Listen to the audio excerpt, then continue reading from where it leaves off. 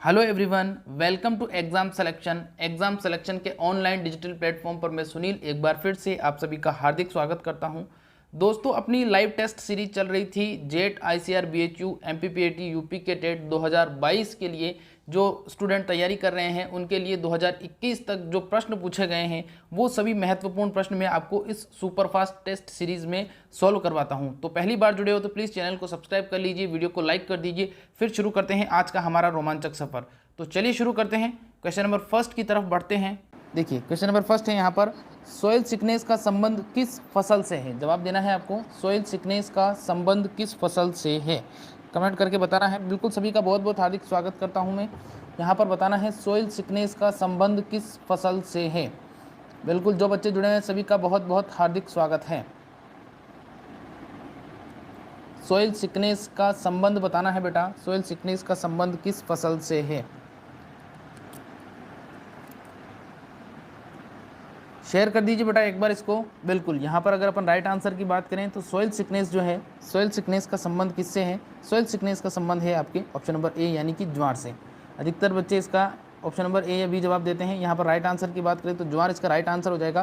देखिए, soil sickness का मतलब क्या होता है। ज्वार एक ऐसी फसल होती है जो अधिक पोषक तत्वों का अवशोषण करती है। ध्यान रखना, ज्वार एक ऐसी फसल होती है जो अधिक पोषक तत्वों का अवशोषण करती है। ध्यान रखना, अधिक पोषक तत्वों का अवशोषण करती है, इसलिए इसके अंदर क्या होती है, पोषक तत्वों की कमी हो जाती है। मृदा के अंदर पोषक तत्वों की कमी हो जाती है या मृदा जो है उसके अंदर वीकनेस आ जाती है, तो उस वीकनेस से शब्द बना है सिकनेस। तो ध्यान रखना, सोइल सिकनेस जो है वो किससे संबंधित है, ज्वार से संबंधित है। ठीक है, सुप्यार ने ए जवाब दिया है, बिल्कुल सही जवाब है। चलिए आगे बात करते हैं। अगला प्रश्न देखिए क्या है यहाँ पर।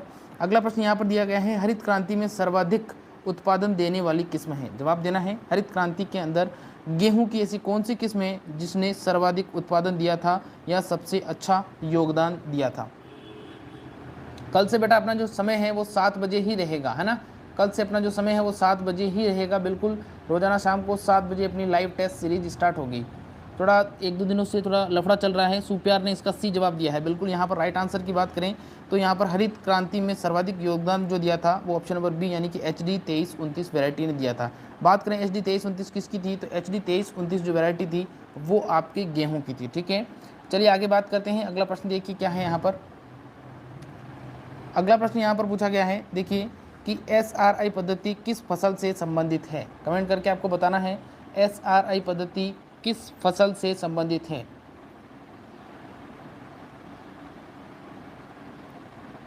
कमेंट करके बताना है बेटा, इसका आंसर क्या होगा। सुप्यार ने इसका सी जवाब दिया है।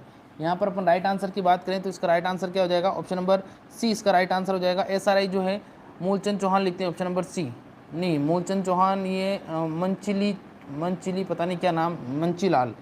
तो ये SRI पद्धति जो है ये आपके मेडागास्कर से निकली थी। ध्यान रखना, कहाँ से निकली थी, मेडागास्कर से निकली थी। और ये धान में पौध तैयार करने की, ध्यान रखना, धान के अंदर पौध तैयार करने की एक विधि है। ठीक है, चलिए आगे बात करते हैं अपन। अगला प्रश्न यहाँ पर दिया गया था, फेलेरिस माइनर किस फसल का खरपतवार है। आपको कमेंट करके बताना है फेलेरिस माइनर किस फसल का खरपतवार है। ए है ज्वार का, बी है गेहूँ का, सी है अरहर का और डी है मक्का का। जवाब देना है, फेलेरिस माइनर किस फसल का खरपतवार है, A, B, C या D। फेलेरिस माइनर की बात हो रही है यहाँ पर।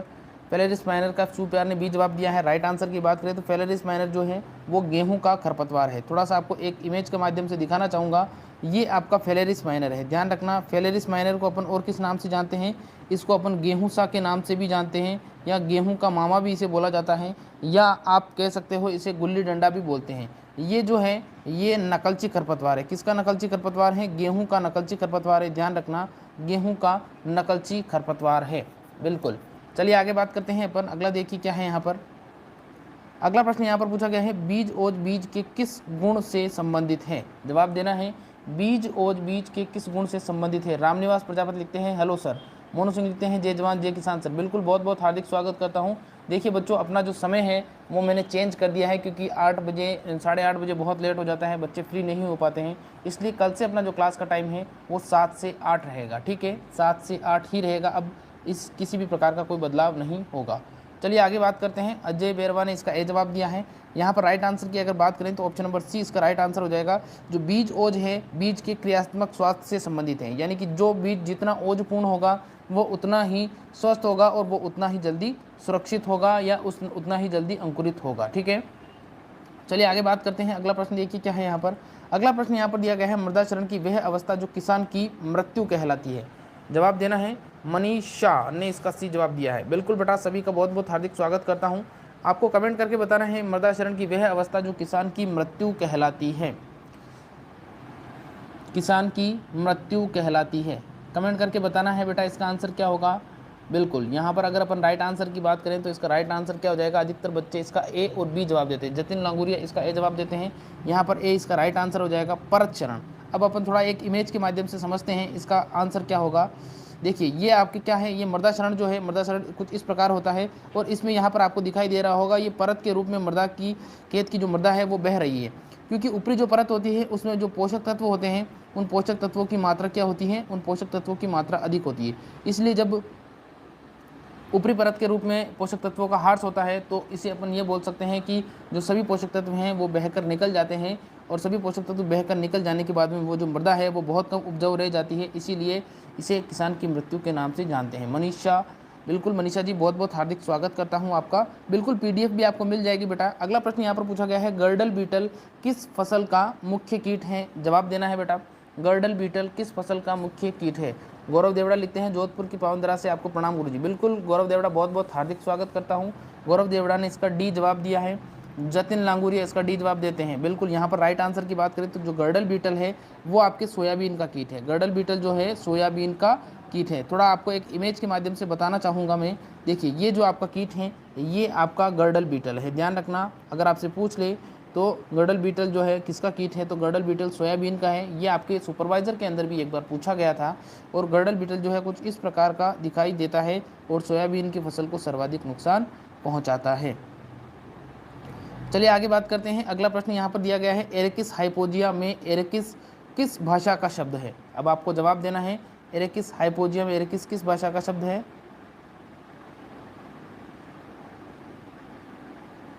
मोनू सिंह जी कितना सुंदर है, बिल्कुल सुंदर जरूर है।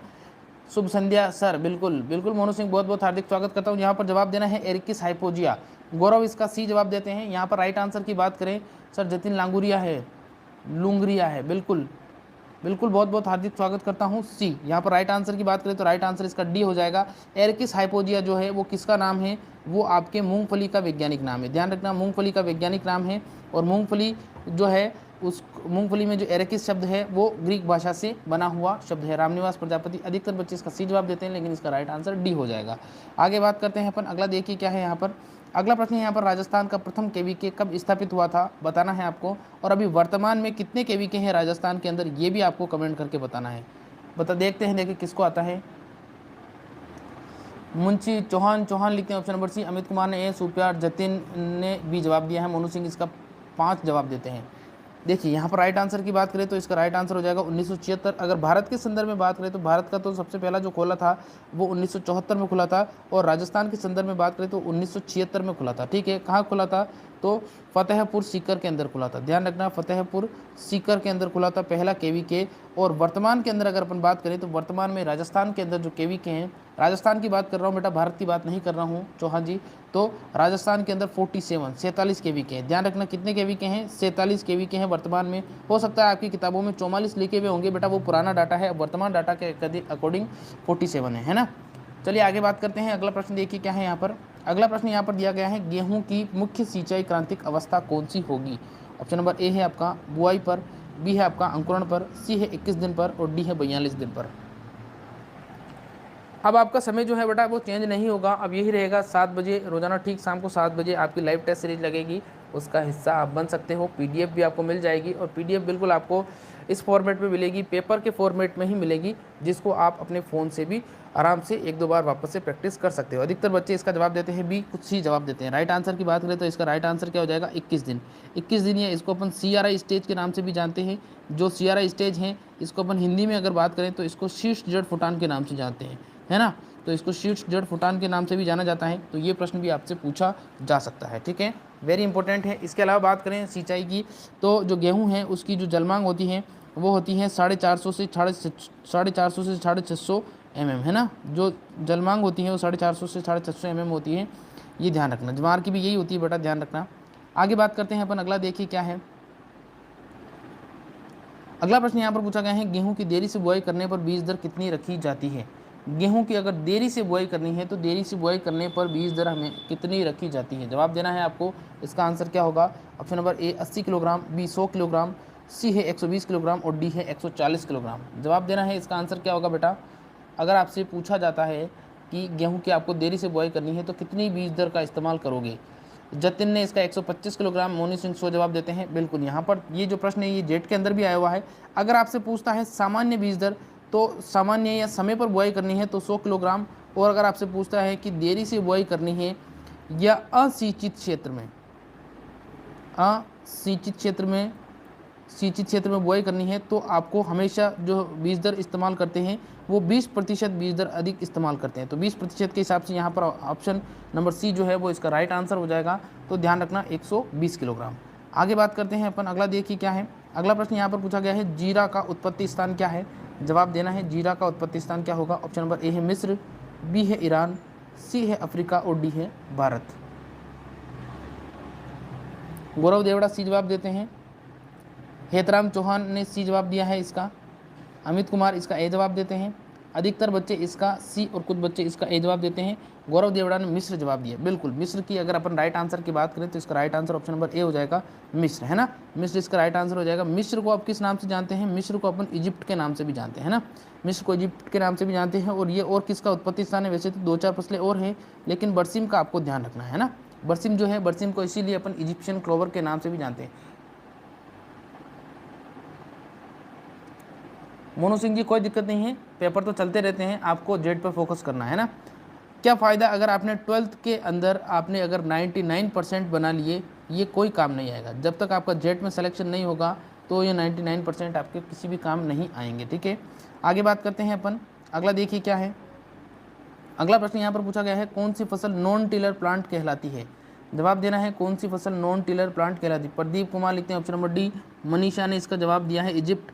इसके अलावा ज्योति लिखती है गुड मॉर्निंग सर। बिल्कुल ज्योति, बहुत बहुत हार्दिक स्वागत करता हूँ बेटा। अपना जो समय है वो थोड़ा चेंज कर दिया है, क्योंकि 8:30 बजे बच्चे भी फ्री नहीं हो पाते और मेरे हमेशा ये टाइमिंग इशू रहता है, इसलिए अब आपकी जो क्लास है वो हमेशा 7 से 8 बजे के बीच में ही लगेगी, ठीक है। यहाँ पर राइट आंसर अधिकतर बच्चे देते हैं, इसका राइट आंसर डी। यहाँ पर राइट आंसर की बात करें तो मक्का इसका राइट आंसर हो जाएगा। मक्का में ध्यान रखना बेटा, गुणसूत्रों की संख्या 20 होती है, ठीक है। इसके अलावा जो ज्वार है, ज्वार के अंदर भी गुणसूत्रों की संख्या 20 होती है। इसके अलावा जो अरंडी है, अरंडी के अंदर भी बेटा गुणसूत्रों की संख्या की अगर बात करें तो गुणसूत्रों की संख्या अरंडी के अंदर भी 20 होती है, ठीक है। आगे बात समझ में। चलिए आगे बात करते हैं अपन अगला प्रश्न, देखिए क्या है यहाँ पर अगला प्रश्न यहाँ पर पूछा गया है, अरुणा किसकी उन्नत किस्म है। बिल्कुल, अरुणा किसकी उन्नत किस्म है, कमेंट करके बताना है बेटा आपको, अरुणा किसकी उन्नत किस्म है। ऑप्शन नंबर ए है आपका सरसों, बी है बाजरा, सी है अरंडी और डी है मक्का। मोनू सिंह इसका सी जवाब देते हैं, चौहान इसका सी जवाब देते हैं। यहाँ पर राइट आंसर की अपन बात करते हैं। देखिए अरुणा जो किस्म है, अरुणा किसकी किस्म हो जाएगी। अरुणा किस्म जो है वो आपके अरंडी की हो जाएगी। किसकी हो जाएगी, अरुणा किस्म जो है अरंडी की हो जाएगी, ध्यान रखना। और वरुणा की अगर अपन बात करें तो वरुणा किस्म जो है वो किसकी हो जाएगी, वरुणा किस्म आपके सरसों की हो जाएगी, है ना। वरुणा किस्म किसकी हो जाएगी, वरुणा किस्म सरसों की हो जाएगी, ध्यान रखना। आगे बात करते हैं अपन अगला, देखिए क्या है यहाँ पर अगला प्रश्न यहाँ पर पूछा गया है। देखिए अगला प्रश्न है, पार्थेनियम हिस्टोरोफोरस किस खरपतवार का नाम है। जवाब देना है, पार्थेनियम, हाँ बिल्कुल वो अरुणा किस्म चने की भी है। बिल्कुल गौरव आपने सही जवाब दिया है। मनीषा ने इसका वरुणा जवाब दिया है। जतिन, अधिकतर बच्चे इसका बी जवाब देते हैं। यहाँ पर राइट आंसर की बात करें तो पार्थेनियम हिस्टोरोफोरस जो है वो गाजर घास का नाम है। किसका नाम है, गाजर घास का नाम है। और इसे अपन खरपतवार का राजा भी बोलते हैं ना, ध्यान रखना। अगर बात करें खरपतवार का राजा, तो खरपतवार का राजा जो है वो किसे कहा जाता है, खरपतवार का राजा गाजर घास को कहा जाता है। और इस गाजर घास को अपन कांग्रेस घास के नाम से भी जानते हैं ना, कांग्रेस घास के नाम से भी जानते हैं, कांग्रेस घास के नाम से भी इसे जाना जाता है, ठीक है। हालांकि इस प्रकार के नेगेटिव प्रश्न यहाँ पर नहीं पूछे जाते। पूछेगा वो, उसको अगर राजा ही पूछना है तो वो फलों का राजा पूछेगा, सब्जियों का राजा पूछेगा, खरपतवारों का राजा नहीं पूछेगा, ठीक है। ड्रॉपसी रोग हो जाता है जब इसके बीज सरसों के साथ मिल जाते हैं तो ड्रॉपसी बीमारी हो जाती है बेटा, सही जवाब है। आगे बात करते हैं अपन अगला, देखिए क्या है। हाँ, अगर आपको देखना है पार्थेनियम हिस्टोरोफोरस कैसा है तो पार्थेनियम हिस्टोरोफोरस कुछ इस प्रकार का होता है और इसमें सफ़ेद रंग के फूल आते हैं, ध्यान रखना। इसमें सफ़ेद रंग के फूल आते हैं, किस कलर के आते हैं, सफ़ेद रंग के आते हैं। हाँ, सभी बच्चों से रिक्वेस्ट है बेटा एक बार प्लीज़ लाइक भी कर दीजिए यार, आपके लाइक से मुझे बहुत मोटिवेशन मिलता है। आगे बात करते हैं अपन, अगला देखिए क्या है। अगला प्रश्न है बोटल गार्ड किस कुल का पादप है। अब आपको जवाब देना है बोटल गार्ड किस कुल का पादप है। ऑप्शन नंबर ए है आपका सोलेनेसी, बी है मालवेसी, सी है क्रूसीफेरी और डी है कुकुरबिटेसी।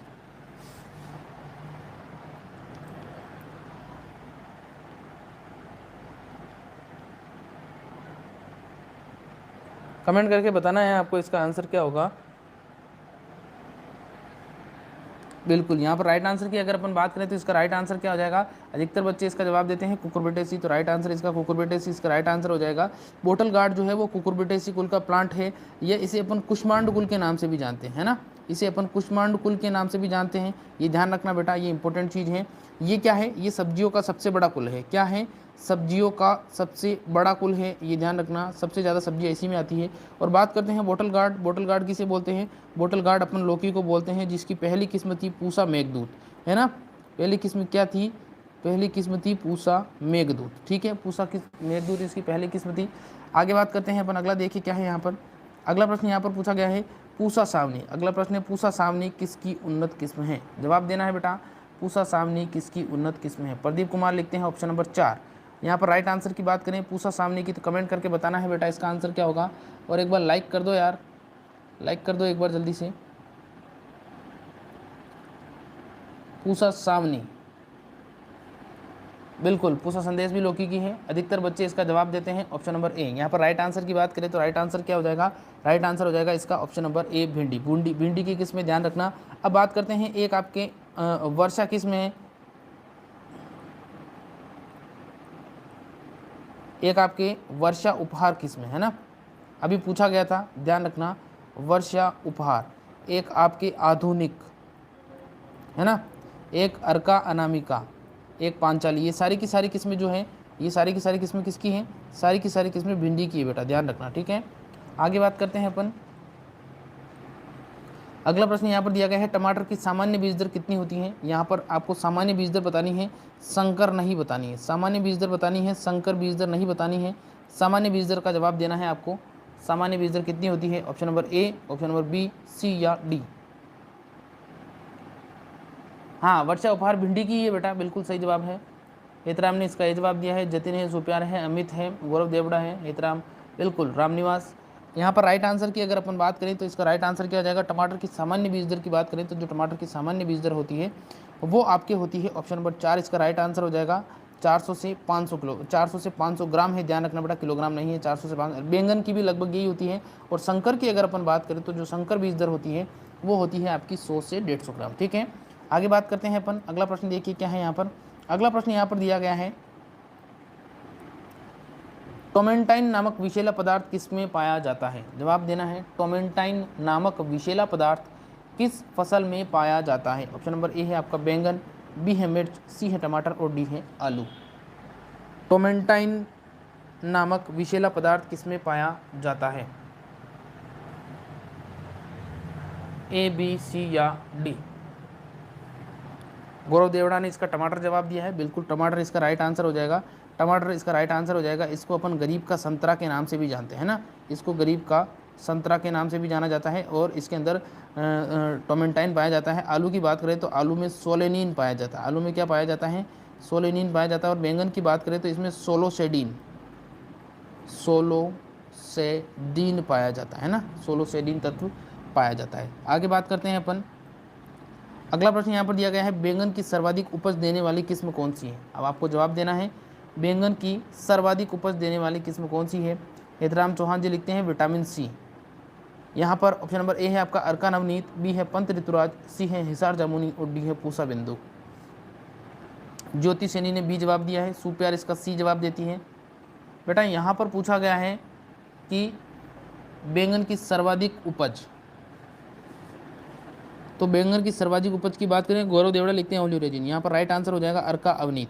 अर्का नवनीत जो है वो क्या है, सर्वाधिक उपज देने वाली है। पंत ऋतुराज जो है वो रबी और खरीफ दोनों में उगाई जा सकती है, रबी और खरीफ दोनों के अंदर उसको उगाया जा सकता है। हिसार जामुनी जो है वो एक रेटूनिंग हेतु उपयुक्त किस्म है। रेटूनिंग यानी कि फसल के अवशेष से नई फसल को पैदा करना रेटूनिंग कहलाता है। और पूसा बिंदु एक सामान्य किस्म है।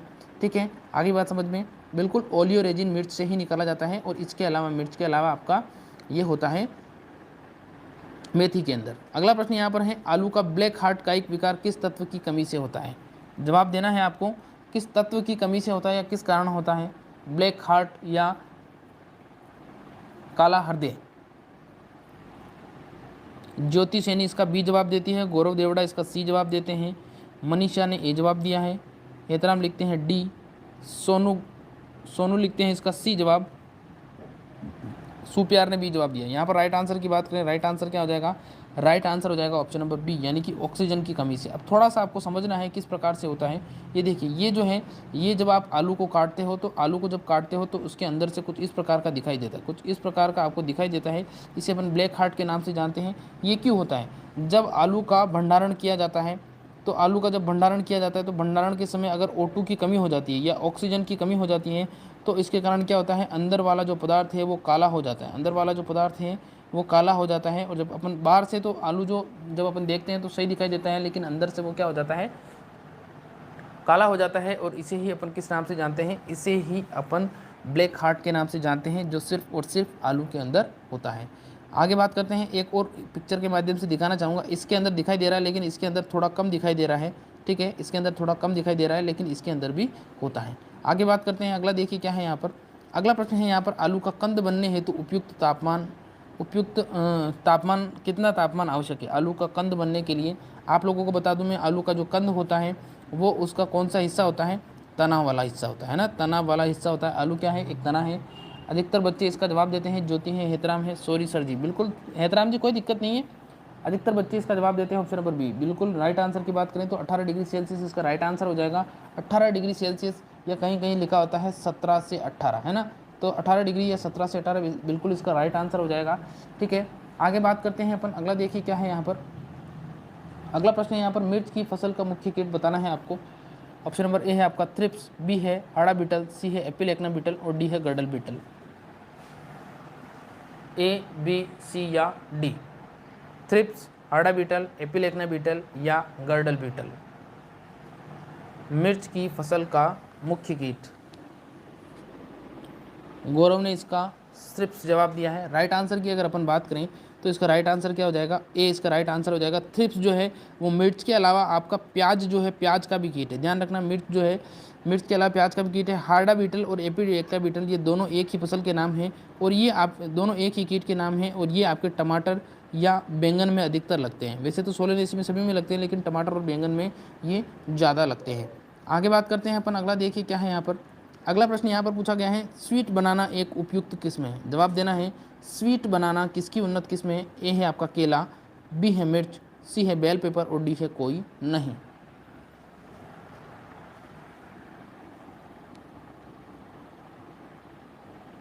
सुप्यार ने इसका ए जवाब दिया है, सोनू इसका ए जवाब देते हैं। यहाँ पर देखिए राइट आंसर की अपन बात करें, थोड़ा सा इस प्रश्न को बेटा घुमाया है मैंने। माही चौहान इसका डी जवाब देती है ये, लेकिन इसका राइट आंसर जो है वो क्या हो जाएगा? इसका राइट आंसर हो जाएगा ऑप्शन नंबर सी वाला। इसका right answer option number C वाला हो जाएगा। बेल पेपर जो है वो किसको बोला जाता है? वो बोला जाता है शिमला मिर्च को। किसको बोला जाता है? शिमला मिर्च को बोला जाता है बेटा, ध्यान रखना, बेल पेपर। और बेल पेपर जो है शिमला मिर्च को बोला जाता है, इसलिए ये स्वीट बनाना जो किस्म है ये शिमला मिर्च की है ना। आगे बात करते हैं अपन। अगला देखिए क्या है यहाँ पर। अगला प्रश्न यहाँ पर, मिर्च में मोजेक रोग का संचरण किस कीट के द्वारा होता है? जवाब देना है, मिर्च में मोजेक रोग का संचरण किस कीट के द्वारा होता है? इसका जवाब देना है आपको। ऑप्शन नंबर ए है आपका घरेलू मक्खी, बी है सफ़ेद मक्खी और सी है सफ़ेद लट और डी है कातरा। ज्योतिषनी लिखते हैं, सॉरी सर नेट नहीं है। कोई दिक्कत नहीं है, नेट नहीं है तो क्लास वैसे डाउनलोड हो जाएगी, फिर बाद में देख लेना आप। लेकिन रोजाना क्लास जो है वो 7 बजे लगेगी। गौरव देवड़ा इसका जवाब देते हैं सफ़ेद मक्खी। बिल्कुल राइट आंसर की बात करें तो इसका राइट आंसर हो जाएगा सफ़ेद मक्खी। सफ़ेद मक्खी को अपन और किस नाम से जानते हैं? बेमेसिया टेबेसाई के नाम से जानते हैं। ध्यान रखना, बेमेसिया टेबेसाई, बेमेसिया टेबेसाई के नाम से इसे जाना जाता है। आगे बात करते हैं अपन। अगला देखिए क्या है। अगला प्रश्न यहाँ पर, भिंडी में पाए जाने वाला उपयोगी तत्व। अब आपको जवाब देना है, भिंडी में पाए जाने वाला उपयोगी तत्व कौन सा होगा? ऑप्शन नंबर ए है आयोडीन, बी है कोबाल्ट, सी है ओलियोरेजिन और डी है कोई नहीं। माही चौहान इसका ए जवाब देती है, गौरव देवड़ा ने इसका ए जवाब दिया है।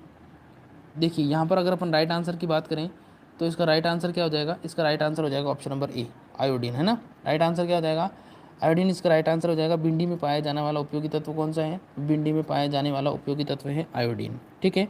आगे बात करते हैं ओलियोरेजिन की, तो ओलियोरेजिन जो है वो आपके किस में पाया जाता है, मिर्च में पाया जाता है। और मिर्च के अलावा किस में पाया जाता है, मिर्च के अलावा आपका मेथी के अंदर पाया जाता है, जिसे अपन फेनुग्रीक के नाम से जानते हैं, ठीक है। आगे बात करते हैं अपन अगला, देखिए क्या है यहाँ पर। अगला प्रश्न यहाँ पर दिया गया है, ब्लिस्टर बीटल किस सब्जी का मुख्य कीट है। जवाब देना है बेटा आपको, ब्लिस्टर बीटल किस सब्जी का मुख्य कीट है। हेतराम चौहान बी जवाब देते हैं। ब्लिस्टर बीटल की बात हो रही है बेटा, ब्लिस्टर बीटल, तो माही चौहान ने बी जवाब दिया है। ब्लिस्टर बीटल जो है वो किसका कीट है, भिंडी का कीट है बेटा, ध्यान रखना किसका कीट है, भिंडी का कीट है। यहाँ पर मैं एक पिक्चर के माध्यम से आपको बताना चाहूँगा।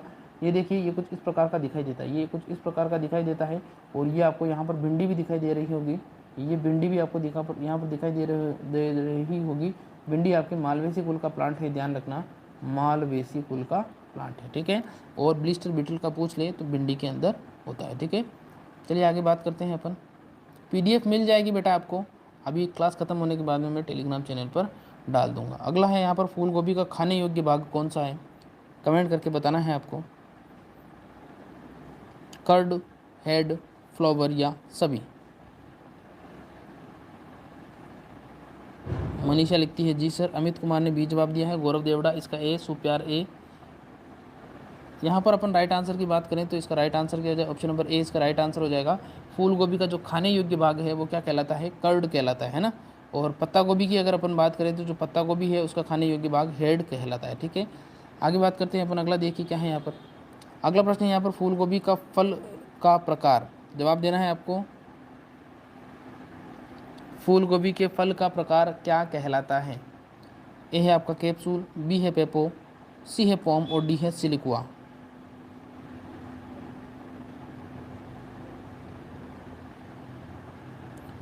कमेंट करके बताना है बेटा इसका आंसर क्या होगा। देखिए यहाँ पर अगर आप अपन राइट आंसर की बात करें तो इसका राइट आंसर हो जाएगा ऑप्शन नंबर डी। जो फूल गोभी और पत्ता गोभी होते हैं, इन सभी का फल का जो प्रकार होता है वो क्या कहलाता है, सिलिकुआ कहलाता है ना, सिलिकुआ कहलाता है। आगे बात करते हैं अपन अगला, देखिए क्या है यहाँ पर। अगला प्रश्न है यहाँ पर, आम की केसर किस्म किस क्षेत्र में प्रसिद्ध है। आम की केसर किस्म किस क्षेत्र में प्रसिद्ध है, बताना है आपको। उत्तर प्रदेश में, गुजरात में, मध्य प्रदेश में या फिर राजस्थान में। बिल्कुल बेटा, यहाँ पर राइट आंसर की बात करें तो इसका राइट आंसर क्या हो जाएगा, गुजरात इसका राइट आंसर हो जाएगा। आपके केसर किस्म जो है वो गुजरात के अंदर है। निखिल खटीक लिखते हैं इसका ए जवाब। बिल्कुल निखिल जी, बहुत बहुत हार्दिक स्वागत करता हूँ आपका। अनिल डांगा ने बी जवाब दिया है। आगे बात करते हैं अपन अगला, देखिए क्या है। अगला प्रश्न है यहाँ पर, भेड़ में निषेचन की क्रिया क्या कहलाती है। अब आपके एनिमल साइंस के प्रश्न आ चुके हैं। भेड़ में निषेचन की क्रिया क्या कहलाती है।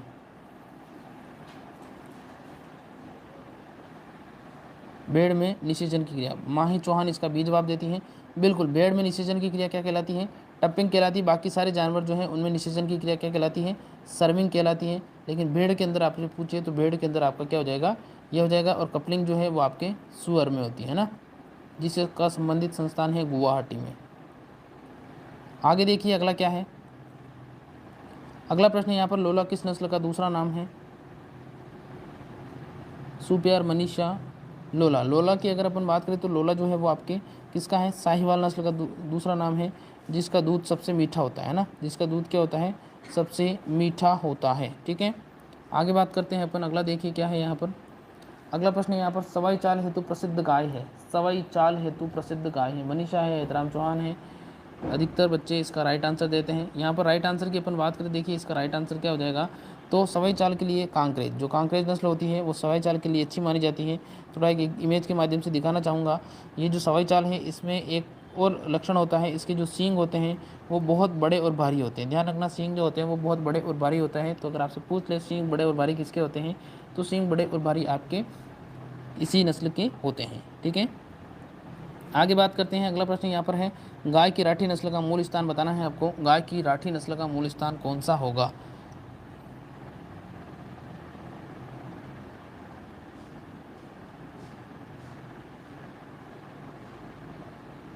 मनीषा भारी, बिल्कुल। माही, गौरव देवड़ा, एहतराम, अधिकतर बच्चे इसका जवाब देते हैं। राइट आंसर अलवर हो जाएगा इसका राइट आंसर क्या हो जाएगा? अलवर इसका राइट आंसर हो जाएगा। गाय की राठी नस्ल जो है उसका मूल स्थान क्या है? उसका मूल स्थान अलवर है। ठीक है, आगे बात करते हैं अपन। अगला देखिए क्या है यहाँ पर। अगला प्रश्न है यहाँ पर, साइलेंट हीट किस पशु का लक्षण है? साइलेंट हीट किस पशु का लक्षण है? जवाब देना है बेटा। साइलेंट हीट किस पशु का लक्षण है? ये है आपका गाय, भैंस, बकरी या ऊँट। माही चौहान बी जवाब देती है। बिल्कुल, भैंस जो है भैंस का लक्षण है। साइलेंट हीट को अपन मुख मध्यकाल भी बोलते हैं, तो ध्यान रखना मुख मध्यकाल भी इसे बोला जाता है। निक्की कटिक सी जवाब देता है। बिल्कुल। अगला देखिए क्या है यहाँ पर। अगला प्रश्न यहाँ पर, जलेबी के आकार के सींग किस भैंस के होते हैं? जवाब देना है आपको। मुर्रा के, भदावरी के, जाफराबादी के या महसाणा के।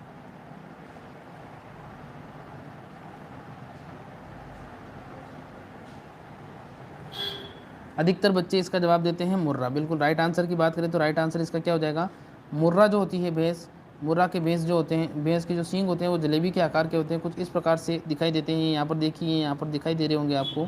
ये जलेबी के आकार के जो सींग हैं, ये इस प्रकार से मुड़े हुए जो सींग हैं, ये आपके किसके होते हैं? ये आपके मुर्रा नस्ल के होते हैं। आगे देखिए अगला प्रश्न क्या है। अगला प्रश्न है, मुर्रा व सुरती के संकरण से तैयार नस्ल हैं। ये आपके डबल में बहुत बार आ चुका है, जेट के अंदर भी एक बार आ चुका है। जवाब देना है, इसका आंसर क्या होगा?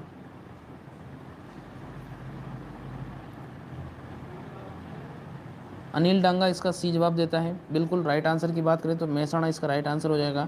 ध्यान रखना, महसाणा। अगला प्रश्न देखिए क्या है। अगला प्रश्न यहाँ पर, दराती के आकार के सींग किस भैंस के होते हैं? दराती के आकार के सींग किस भैंस के होते हैं?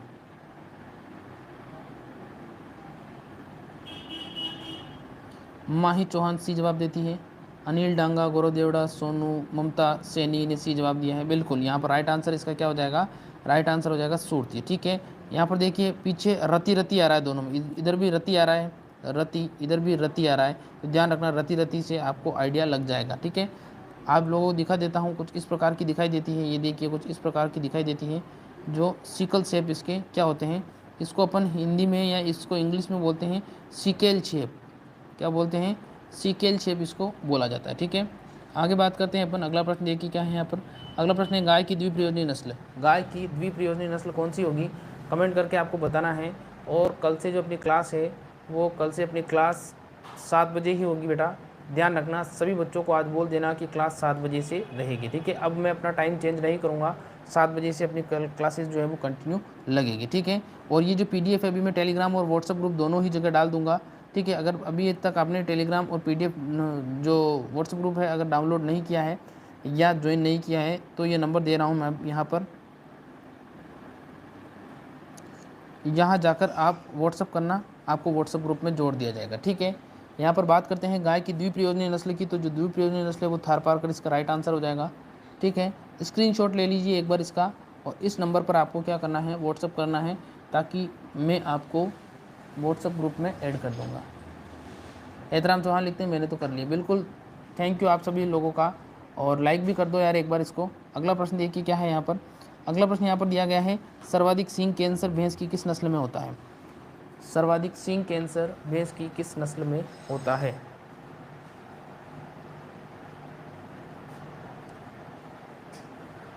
बड़ा थोड़ी सी तबीयत खराब है आज। हाँ बिल्कुल, मनीषा लिखती है शीशा गिरा दे।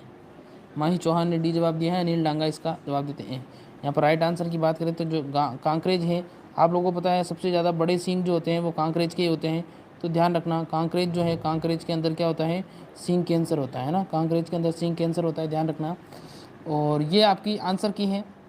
तो उम्मीद करता हूँ आज का ये लाइव सेशन आपको अच्छा लगा होगा। अच्छा लगा हो तो प्लीज़ वीडियो को लाइक और चैनल को जरूर से सब्सक्राइब करिएगा। और रोजाना मैं शाम को 7 बजे इसी चैनल के ऊपर मॉडल पेपर सॉल्व करवाता हूँ जेट ICR BHU के, उसको भी आप फ्री ऑफ कॉस्ट ज्वाइन कर सकते हो। इसके अलावा बायोलॉजी के भी मैं मॉडल पेपर सॉल्व करवाता हूँ ठीक 9 बजे इसी चैनल के ऊपर, वो भी आप ज्वाइन कर सकते हो। तो इस वीडियो में इतना ही, थैंक यू।